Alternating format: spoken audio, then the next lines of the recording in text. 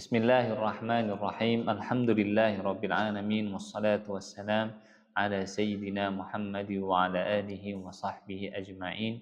Amma ba'd. Fi hadza al-makan al-mubarak, pada tempat yang mulia ini kita insyaallah akan bersama-sama belajar ilmu ulum Al-Qur'an, ilmu-ilmu yang berkaitan dengan Al-Qur'an, sehingga semoga dengan mempelajari ilmu ini kita bisa memahami dan juga mentadabburi dan juga mencintai dan akhirnya mengamalkan Al-Quran. Amin ya rabbal alamin. Dalam mempelajari ulumul Quran, kita akan mengkaji kitab Mabahith fi Ulumil Quran karya Syekh Manna Al-Qattan. Adapun manhaj atau metodologi yang saya pakai dan insyaallah menjadi guide ya, menjadi acuan dalam bagaimana mengkaji kitab ini. Yang pertama, dalam satu bab akan dikaji dengan 1 atau 2 kali pertemuan, bergantung bab tersebut apakah pendek pembahasan atau panjang. Terus kemudian yang kedua, kita akan membacanya dengan cepat sardan. Jadi saya akan baca satu paragraf penuh sampai selesai. Nah, kemudian bisa jadi saya akan menjelaskan beberapa hukum atau kaidah nahwu dan sharf dalam satu paragraf tersebut. Nah, kemudian selanjutnya dari semua paragraf yang ada dalam satu bab akan dibaca lebih banyak daripada yang tidak dibaca. Artinya mungkin hanya beberapa paragraf saja yang saya lihat di situ ada pengulangan, itu dilewati, tapi insya Allah tidak mengurangi esensi dari pembahasan bab tersebut. Kemudian yang terakhir akan dijelaskan apabila saya lihat perlu dijelaskan secara lebih gamblang dan mendetail dari setiap babnya. Bismillah, kita berdoa kepada Allah Subhanahu wa taala, semoga kita diberikan keikhlasan dalam belajar karena benar-benar kita tunduk mengharap ridha Allah Subhanahu wa taala, dan kita berharap dengan kita belajar ilmu ini kita lebih mencintai Al-Qur'an dan akhirnya bisa mengamalkan Al-Qur'an. Aisyah radhiyallahu anha pernah ditanya bagaimana akhlak Rasulullah sallallahu alaihi wasallam. Kana khuluquhul Quran, adalah akhlaknya akhlak Al-Quran.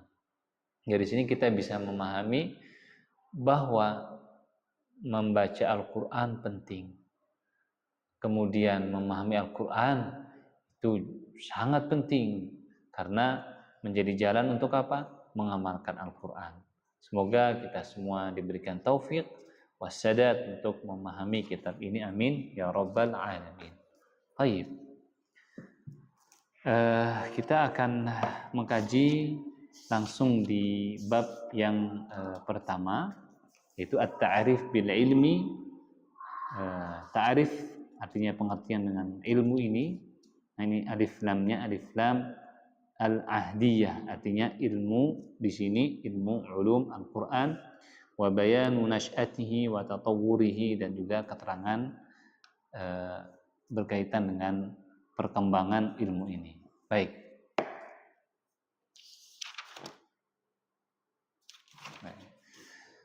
Bismillah. Al-Quran Al-Karim huwa mu'jizatul Islam al-khalidah allati la yaziduha at-taqaddumu al-ilmi illa rusukhan fil ijaz.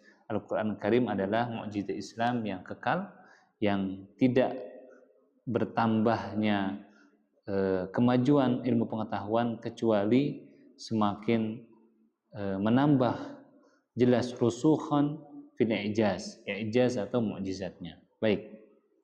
Mukjizat artinya adalah hal yang melemahkan. Maksudnya bagaimana?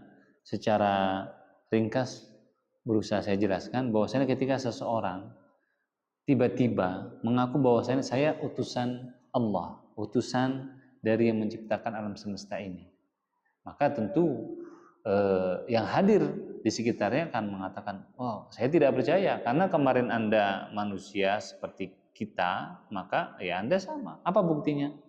Maka diturunkanlah mukjizat, hal yang melemahkan dan juga menantang dan juga menjadi bukti bahwasannya orang yang mengaku sebagai nabi tersebut benar-benar nabi dan dibuktikan dengan bukti yang nyata.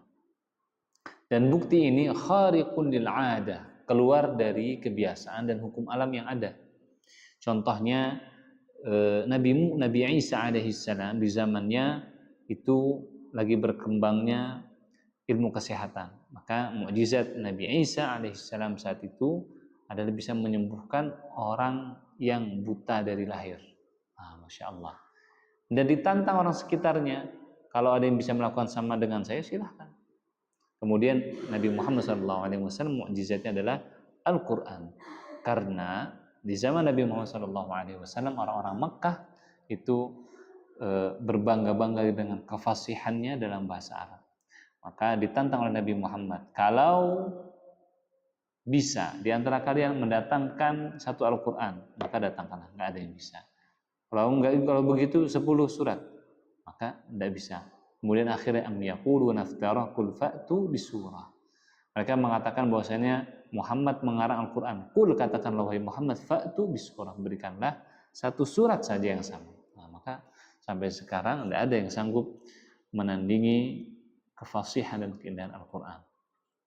Anzalallahu ala rasulina Muhammad sallallahu alaihi wasallam liyukhrijan nasa minadh dhulumati ilan nur. Yang Allah turun kepada Nabi Muhammad sallallahu alaihi wasallam untuk mengeluarkan manusia dari kegelapan kepada cahaya. Wa yahdihim ilas siratal mustaqim, dan memberikan petunjuk kepada mereka kepada jalan yang lurus. Fakana salawatullah wa salamuhu alaihi yuballighu lissahabatihi wa hum arabun khullas fayafhamunahu bisadiqatihim. Nah, Al-Quran adalah kitab yang Allah turunkan kepada Nabi Muhammad SAW, dan dengannya Allah memberikan petunjuk kepada mereka kepada jalan yang lurus, dan adalah Sallallahu Alaihi Wasallam menyampaikan Al-Quran kepada sahabatnya, dan mereka wahum arabun khulas, orang Arab asli yang memahami Al-Quran bisadiqatihim, dengan fitrahnya mereka dengan mudah. Wa idzal tabasa alaihim fahmu ayatin minal ayat sa'alu Rasulullah sallallahu alaihi wasallam anha. Kalau susah dalam memahaminya, maka para sahabat bertanya kepada Rasulullah sallallahu alaihi wasallam.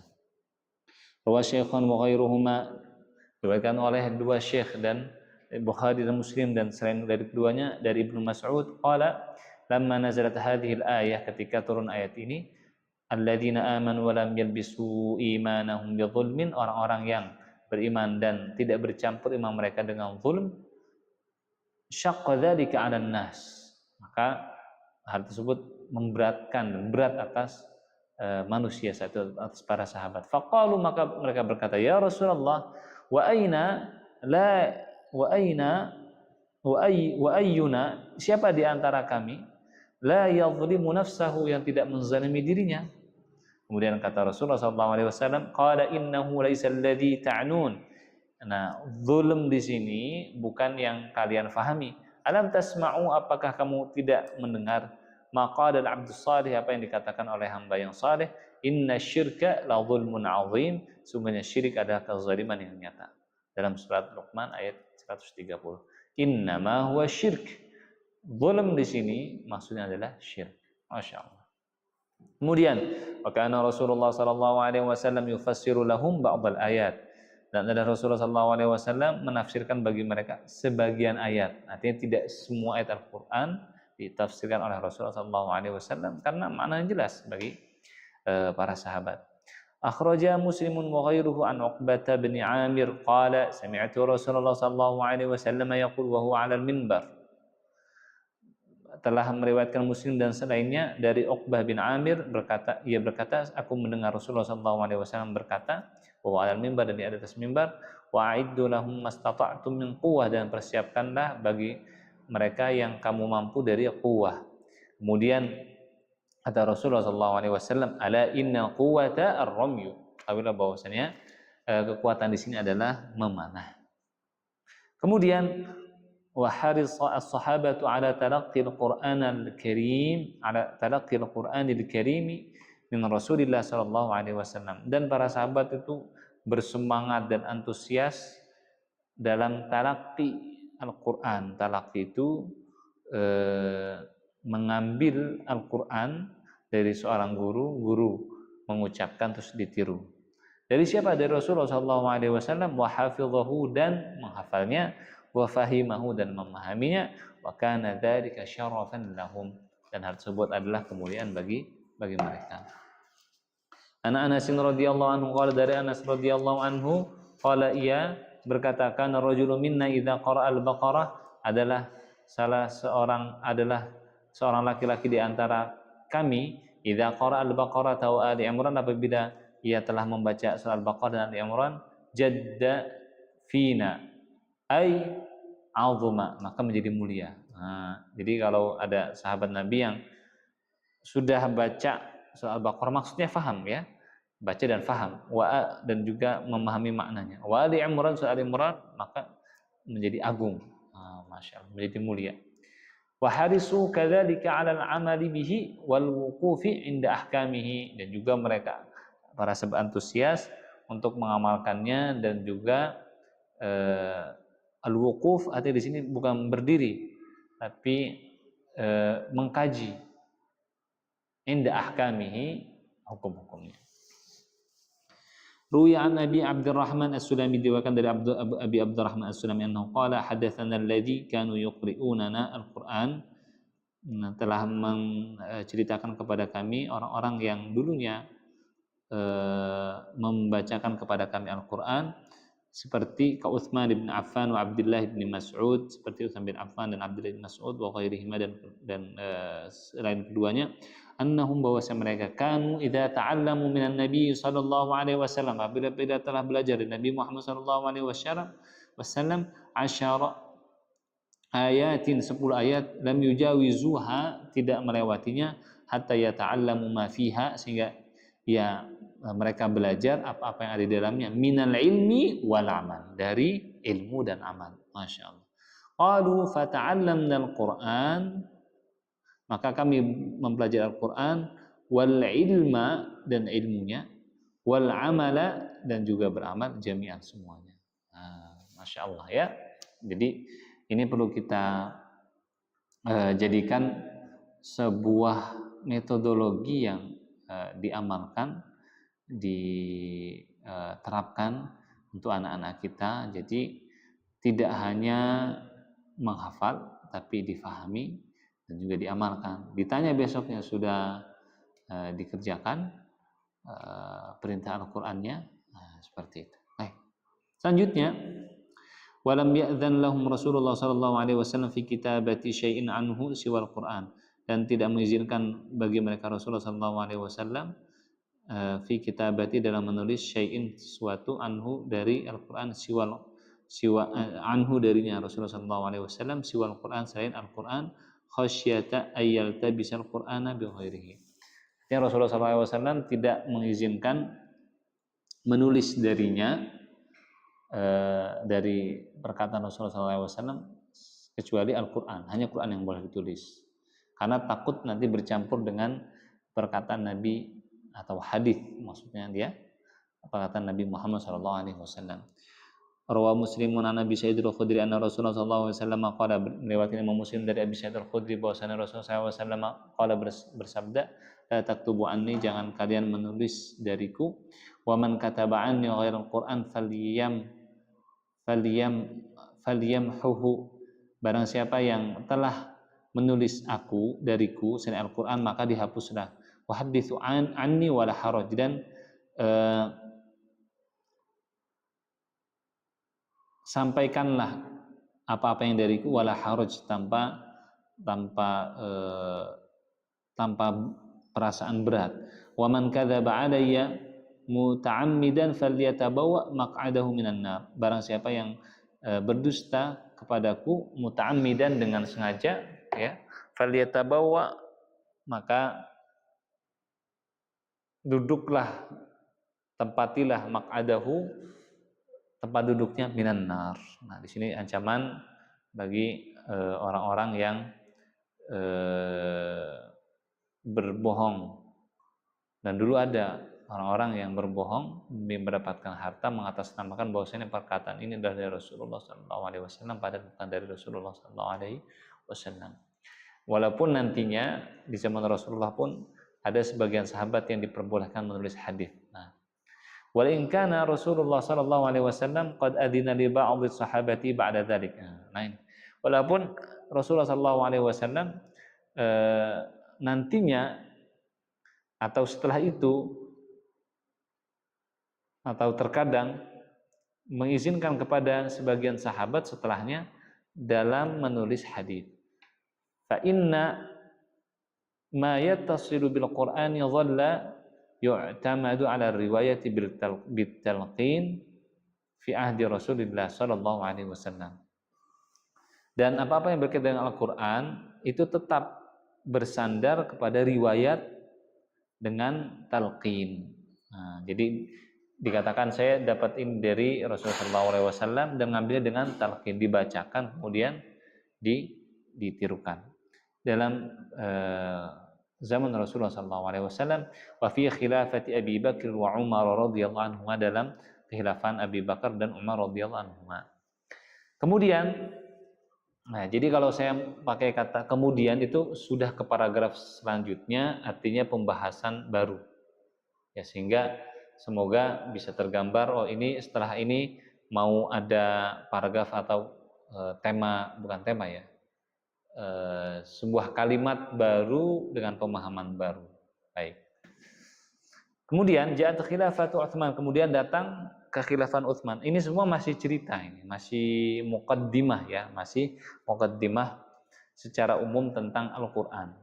Nah, karena kita membahas nanti akhirnya membahas tentang ulum Al-Qur'an, artinya ilmu-ilmu berkaitan dengan Al-Qur'an.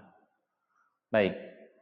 Kemudian ja'at khilafatu Utsman, datang kekhilafan Utsman radhiyallahu anhu, waqtadat ad-dawa'i allati sanadkuruha, dan keadaan itu menjadikan atau mendorong yang nanti diceritakan keadaannya, ila jam'il muslimin ala mushafin wahid, untuk mengumpulkan kaum muslimin dengan satu mushaf.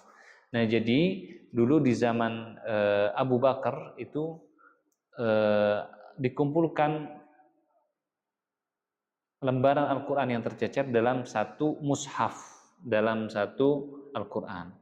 Nah, akan tetapi ada sebagian lembaran kertas yang ditulis oleh para sahabat di zaman Rasulullah SAW, tetapi tidak mengikuti aturan yang diterapkan oleh Abu Bakar ketika mengumpulkan Al-Quran. Di antara aturannya, contohnya begini. Apabila saat itu dipimpin oleh Zaid bin Thabit, apabila ada seorang sahabat kemudian datang kepada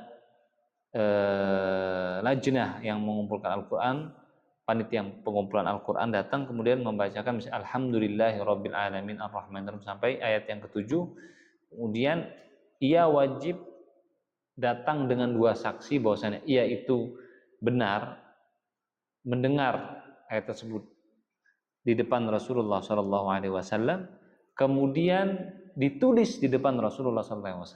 Jadi dibawa, dibacakan, dan juga ada saksi dua. Nah, masya Allah. Nah, setelah dikumpulkan dalam satu mushaf, ada beberapa mushaf yang tidak ditashih atau di bawah naungan lajnah tersebut, tetapi masih dibawa oleh sahabat yang lain, misalnya Ibnu Mas'ud. Nah, di situ ada beberapa kalimat yang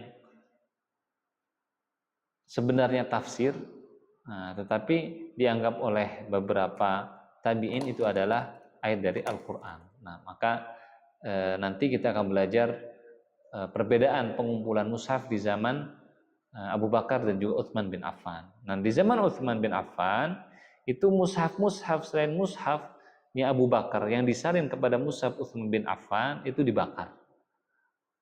Sehingga kaum muslimin berkumpul dengan satu mushaf. Sebabnya apa? Nanti kita akan bahas secara mendetail di bab selanjutnya, dalam bab tentang pengumpulan Al-Quran. Masya Allah, ini menjadi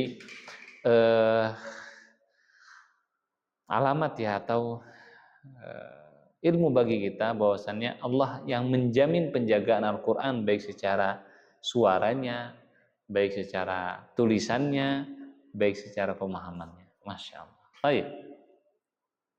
Fatamma dzalik, maka sempurna hal tersebut, wa summiya bil mushafil imam, dan disebut dengan mushaf imam, wa ursilat nusakh minhu ilal amsar, dan beberapa kopiannya itu dikirim ke kota-kota yang di situ menjadi ibu kota kaum muslimin, di antaranya ke Irak, ke Mesir, ke Syam, dan yang lainnya. Wa summiyat kitabatuhu birrasmil Utsmani, dan diberi nama penulisannya dengan rasm Utsmani, dan itu yang sekarang kita pakai, sering kita baca. Masya Allah.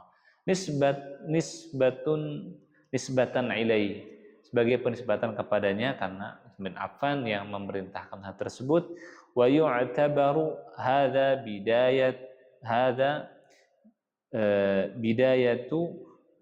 bidayatun di ilmi rasmil Quran. Ini adalah permulaan dari ilmu rasmul Quran. Ini salah satu namanya bab dari ulumul Quran. Bagian dari ilmu yang berkaitan dengan Quran itu ilmu rasmul Quran.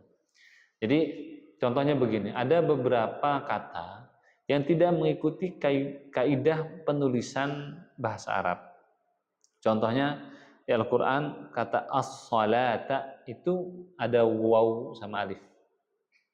Nah, begitu. Ya, jadi nanti ada pembahasannya di bab rasmul Quran. Tsumma kanat khilafatu Ali radhiyallahu anhu, kemudian setelah itu datang zaman kekhilafan Ali radhiyallahu anhu. Fa wada'a Abul Aswad Ad-Du'ali, maka Abul Aswad Ad-Du'ali meletakkan bi amri minhu, dengan perintahnya, qawaidan nahwi, kaidah nahwu, syianatan li salamatin nutqi, untuk menjaga keselamatan dalam pengucapan, wa dhabtan lil Quran, dan juga menjaga Al-Quran. Wa yu'tabaru hadza kadzalika bidayatu li'ilm hadza kadzalika bidayatun li'ilmi i'rabil Quran. Jadi subhanallah ya, karena Al-Quran bahasa Arab terjaga. Masya Allah ya.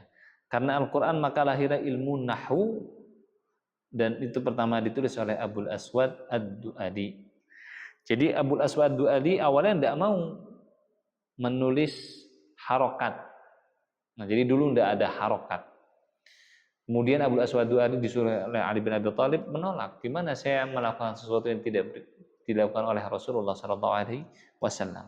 Dan ini disebut dengan bid'ah wajibah dari ilmu fikih. Sesuatu yang baru tapi wajib. Kenapa? Karena kalau tidak dilakukan harokat, maka akan ada kesalahan dalam membaca Al-Quran. Nah, ketika pertama disuruh nolak, Abu Aswad Ad-Du'ali di jalan ada seseorang membaca Al-Quran begini, wa adhanum minallahi wa rasulihi ilan nasi yaumal hajjil akbari annallaha bari'un minal musyrikin wa rasulih, bahwasanya Allah berlepas diri dari minal musyrikin, dari orang musyrik, wa rasulih, dan juga berlepas diri dari rasulnya. Wah, langsung berdiri rambutnya belas satu hari. Gimana Rasulullah SAW berlepas diri dari Rasulullah SAW? Datang kepada Imam Ali, ya Allah, bismillah, saya nulis kaidah ilmu nahwu. Kemudian dipanggillah orang yang pintar untuk menulis, yang cerdas. Dikatakan oleh Abul Aswad Ad-Du'ali, kalau mulut saya buka, taruh titik di atas huruf. Kalau maju di depan huruf, kalau ininya rahang saya turun di bawah huruf. Jadi kalau di atas fathah A, kalau dhammah itu U ya, detiknya di depan. Kalau I ya maksurah harokatnya beliau membaca huruf yang kasrah, maka harokatnya di bawah, titiknya di bawah dulu, belum harokat, tapi baru titik. Masya Allah. Kemudian istamarra sahabatu yatanaqaluna ma'anil Qur'an wa tafsir ba'd ayatihi ala tafawutin fima bainahum, dan sahabat itu yatanaqalun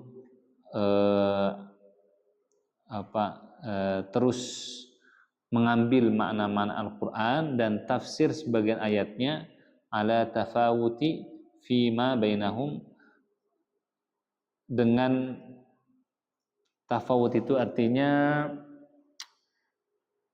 beragam kemampuan mereka, li tafawi qudratim alal fahmi, karena beragamnya kemampuan mereka dalam memahami Al-Qur'an, wa tafawuti mulazamatihim Rasulillah sallallahu alaihi wasallam, karena beragamnya waktu mereka bersama Rasulullah sallallahu alaihi wasallam, wa tanaqala anhum dzalika talamidzuhum minat tabi'in, dan juga kemudian murid mereka itu tabi'in mengambil dari para sahabat. Baik. Nah, di sini kita memahami tidak semua sahabat Nabi itu alim, faham tentang makna-makna Al-Qur'an, tetapi kemampuan mereka beragam berdasarkan satu sebabnya kemampuan memahaminya mereka, kemudian yang kedua berdasarkan banyak dan sedikitnya waktu mereka membersamai Rasulullah SAW. Nah, artinya di sini kita juga belajar kalau mau dapat ilmu maka mulazamah, nempel dengan guru. Karena kita dekat dengan guru maka banyak waktu, maka bisa banyak belajar, baik itu berkaitan dengan ilmu syariah, fikih, akidah, kemudian juga berkaitan dengan akhlak, kebersihan hati, ilmu tasawuf atau tazkiyah, dan seterusnya. Masya Allah. Kemudian ini di halaman ini saya akan sampaikan hanya inti-intinya saja dan tidak saya baca teksnya karena waktu kita terbatas. Baik. Kemudian beliau menjelaskan wa min asyharil mufassirin, dan di antara para ahli tafsir yang masyhur di antara sahabat adalah khalifah yang 4, Ibnu Mas'ud, Ibnu Abbas, Ubay bin Ka'ab, Zaid bin Thabit, Abu Musa al-Asy'ari, Abdullah bin Zubair. Jadi saya langsung terjemahnya. Dan telah banyak riwayat tafsir juga dari Abdullah Ibnu Abbas, Abdullah bin Mas'ud, Ubay bin Ka'ab, wa ma ruwiya anhum la yatadammanu tafsiran kamilan. Dan tidak ada tafsir satu Quran penuh di zaman sahabat. Nah, ini perlu difahami. Terus kemudian selanjutnya adapun dari tabi'in, nah paragraf selanjutnya, maka yang masyhur adalah dari Ibnu Abbas ada Sa'id bin Jubair, Mujahid, Ikrimah, Maula Ibn Abi Abbas, Tawus bin Kaisan al-Yamani, Atha bin Abi Rabah. Kemudian ada lagi yang muridnya Ubay bin Ka'ab di Madinah. Jadi Ibnu Abbas banyak tinggal di Mekah, kemudian Ubay bin Ka'ab itu di Madinah. Siapa yang masyhur? Zaid bin Aslam, Abu Ali, Muhammad bin Ka'ab al-Qurazi. Kemudian yang masyhur juga mufassir dari tabi'in itu muridnya Abdullah bin Mas'ud.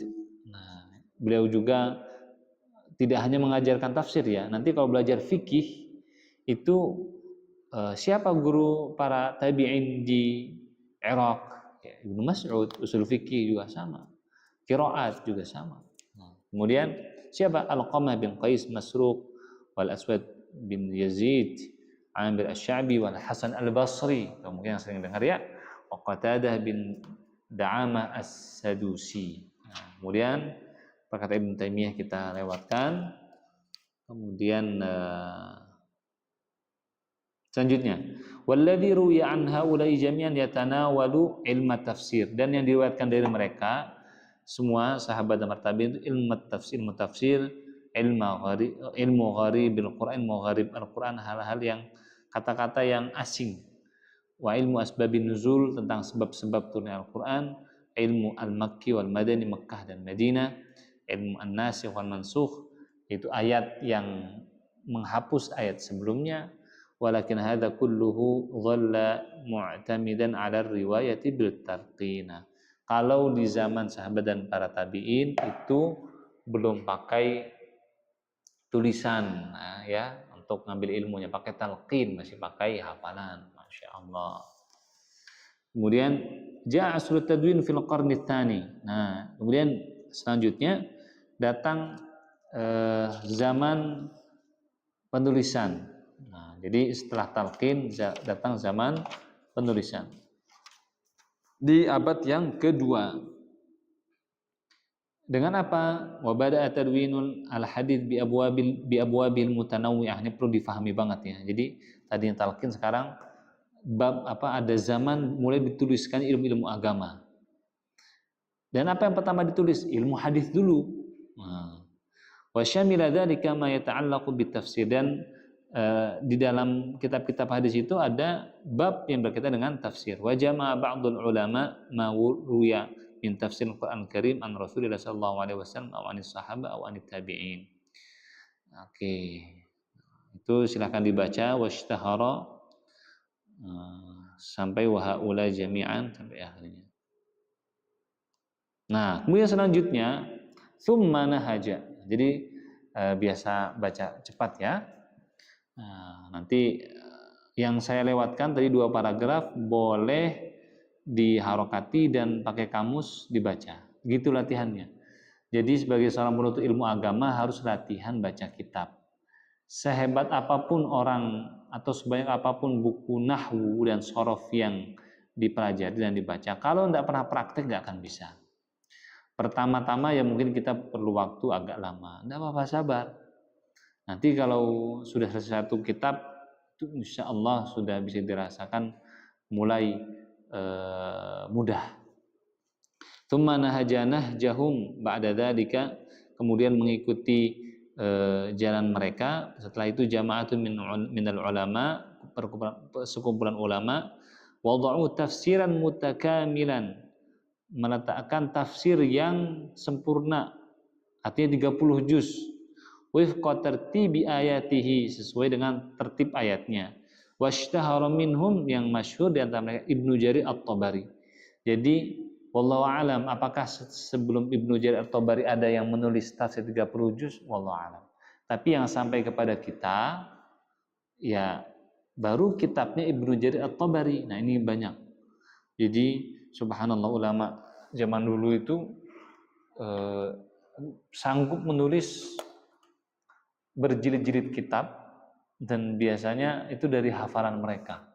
Masya Allah. Jadi silahkan buka buku atau lihat ya, di internet berapa jilid. Nah, itu karya Ibnu Jarir At-Tabari. Dan tafsir Ibnu Katsir lebih ringkas. Tafsir setelahnya juga banyak yang lebih ringkas. Nah, seperti itu. Baik.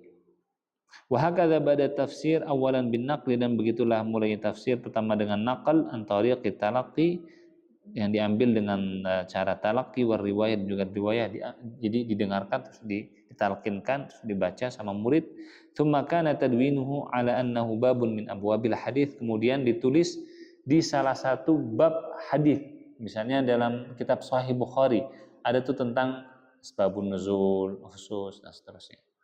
Tsumma duwina, ditulis ala istiqlal wa infirad, ditulis khusus tafsir 30 juz.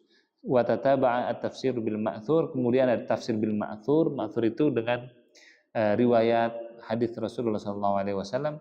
Tsumma tafsir bil ra'i, dengan ra'yu atau hasil pemikiran.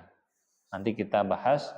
Bismillah. Wa bi izai ilmi tafsir, dan di samping ilmu tafsir yang ditulis, karena ta'rif ada juga penulisan al-mawdu'i, tema tertentu atau tema-tema fi mawdu'at tattasilu bil Qur'an, yang berkaitan dengan Al-Qur'an, wa yastaghni al-mufassir anha, di mana seorang ahli tafsir tidak bisa melepaskan kajian dari tema-tema tersebut apabila mau menafsirkan Al-Qur'an. Nah, di sini akan dijelaskan tentang ulumul Qur'an itu ditulis juga berbarengan dengan ditulisnya tafsir. Nah, ulumul Quran di sini pertama ditulis dalam bentuk tema-tema terpisah. Contohnya ada ulama menulis asbabun nuzul saja, ada ulama menulis tentang di sini nasikh dan mansukh, ada muskil Al-Quran, ada hal yang sulit difahami dari Al-Quran. Terus kemudian juga ada yang menulis i'rab Al-Quran, i'jaz mujizat Al-Quran, ada yang seperti itu. Nah, ini bisa dibaca, ada ulama abad ke-3, ulama abad ke-4. Nah, kemudian dibahas di sini amma jam'u hadhil mabahith, adapun mengumpulkan pembahasan-pembahasan tadi, wa tilkan anwa dan macam-macamnya, kullaha semuanya atau jullaha atau sebagian besarnya, fi muallifin wahid pada dalam satu tulisan saja, maka telah dijelaskan oleh Syekh Muhammad Abdul Azim Az-Zarqani di kitabih Manahib Al-Urfan, Manahib Al-Urfan ya, fi ulum Al-Quran kitabnya. Di sini dijelaskan bahwasannya yang pertama mengumpulkan ilmu tersebut dalam satu kitab sehingga menjadi sebuah satu ilmu dengan yang disebut dengan ilmu ulum Al-Quran, itu ditulis oleh Ali bin Ibrahim bin Sa'id Asy-Syahir bil Hufi. Nama kitabnya Al-Burhan fi Ulum Al-Quran. Masyaallah. Baik, secara ringkas seperti itu. Kemudian ada Ibnu Jauzi, kemudian ada Badruddin Az-Zarkashi. Ya, nama kitab Al-Burhan fi Ulum Al-Quran ini masyhur. Kemudian juga ada Jalaluddin Balqini, kemudian juga ada Jalaluddin As-Suyuti yang masyhur juga kitabnya namanya Al-Itqan fi Ulum Al-Quran. Nah, kemudian cari di paragraf selanjutnya ini loncat saya, wal murad bi ulum Al-Quran sebagai penutup. Nah, jadi dari awal bercerita tentang sejarah Al-Quran dari zaman Rasulullah SAW, kemudian penulisan Al-Quran, kemudian selanjutnya penulisan tafsir, kemudian setelah itu di samping dituliskannya tafsir itu ada kitab-kitab yang membahas tema berkaitan dengan penafsiran Al-Quran, yaitu seperti asbabun nuzul, nasikh wal mansukh. Itu adalah tema-tema yang nanti kalau dikumpulkan disebut dengan ulum Al-Quran ilmunya. Contohnya asbabun nuzul, jadi begini, isi ulum Al-Quran apa? Asbabun nuzul, nasikh mansukh, am, mutlaq dan seterusnya. Nah, itu ada dulu para ulama menyusunnya pertama ditulis dengan tema-tema terpisah. Kemudian dikumpulkan pertama tadi oleh Al-Hufi, kemudian diikuti oleh para ulama, dan kita sering dengar yang masyhur Al-Burhan fi Ulum Al-Quran dan Al-Itqan fi Ulum Al-Quran. Baik. Nah, sekarang wal murad bi Ulum Al-Quran, dan yang dimaksud dengan Ulum Al-Quran. Tapi sebelum itu saya akan bahas di sini pengertian tentang al-ulum.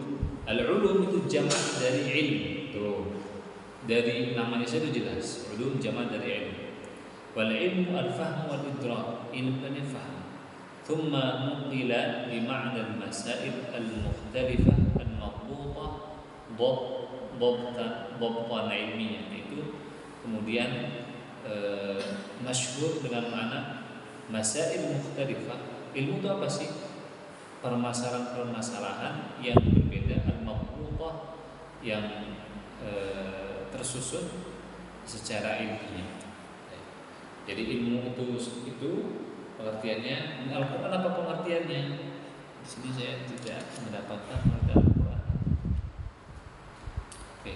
Di Manahib Al-Urfan diterangkan bahwasannya Quran itu adalah kalamullah, adalah kalam Allah al-munazzal yang diturunkan kepada Nabi Muhammad SAW.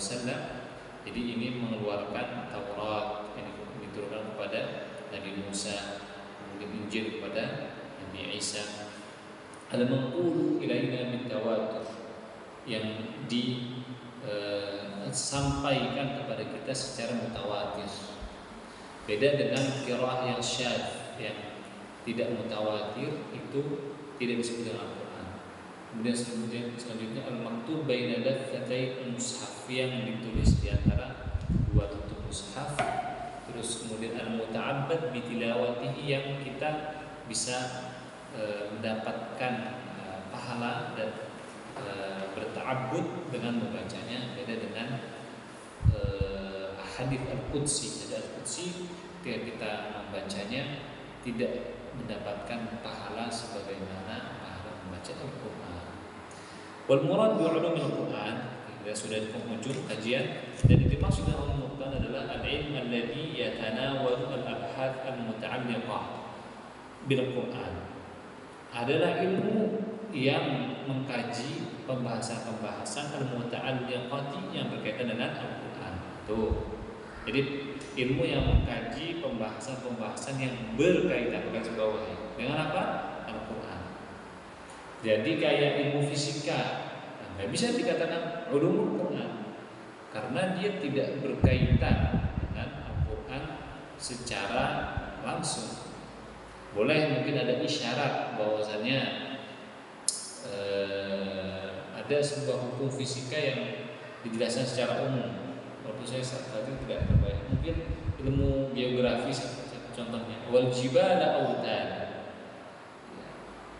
itu menjelaskan secara umum, ya, dengan Al-Quran. Tapi untuk dikatakan sebagai geografi sebagai salah satu ulum Al-Quran tidak bisa. Insya Allah nanti kita jelaskan secara praktek pada pertemuan selanjutnya. Kenapa geografi oleh ulama tidak dimasukkan ke dalam ulumul Quran, ilmu yang berkaitan dengan Al-Quran. Baik, min haitsu ma'rifati asbabun nuzul, dari sisi asbabun nuzul, jami'ul Quran wa tartibihi, pengumpulan Al-Quran dan juga penertibannya, wa ma'rifatil makki wal madani, pengetahuan tentang Quran yang diturunkan di Mekah atau sebelum hijrah, wal madani setelah hijrah, wan nasi wal mansukh, nasi dan mansukh, wal muhkam wal mutasyabih, nanti kita kaji ya. Ini menarik ya, untuk mengkaji tentang Allah Subhanahu wa taala. Ila ghairi dzalika mimma lahu sillatun bil Quran, dan hal-hal lainnya yang berkaitan dengan Al-Quran. Wa qad yusamma hadzal ilmu bi usul at-tafsir. Terkadang ilmu ini disebut juga dengan ilmu usul at-tafsir. Li'annahu, karena ia yatanawalu al-mabah, membahas bahasan-bahasan allati la budda, yang harus lil mufassir, bagi seorang mufassir, min ma'rifatiha, dari mengetahuinya, lil istinad ilaiha, untuk bersandar kepadanya, fi tafsiril Quran, dalam menafsirkan Al-Quran. Alhamdulillah kita menyelesaikan bab pertama, itu tentang pengertian ilmu ulumul Quran dan juga sejarah perkembangannya dari zaman Nabi Muhammad sallallahu alaihi wasallam sampai saat ini. Kita telah membahas siapa yang pertama menulis ulumul Quran dan juga ditutup dengan pengertian ulumul Quran. Alhamdulillah, semoga berkah kita semua. Subhanallah wa bihamdika, asyhadu an la ilaha illa anta, astaghfiruka wa atubu ilaik. Assalamualaikum warahmatullahi wabarakatuh.